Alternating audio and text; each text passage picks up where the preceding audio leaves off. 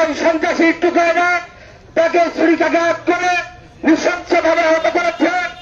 সালাম আতাক রাজশাহী মেডিকেল হাসপাতালে মৃত্যু ছেড়ে পাঞ্জা লক্ষ্যে আমরা বাংলাদেশ জাতীয় আন্দোলন বাংলাদেশ শাখার পক্ষ থেকে একটি বন্ধ প্রতিবাদ জানাই। প্রিয় সাথী বন্ধুগণ, এই এডওয়ার্ড বিশ্ববিদ্যালয় কলেজে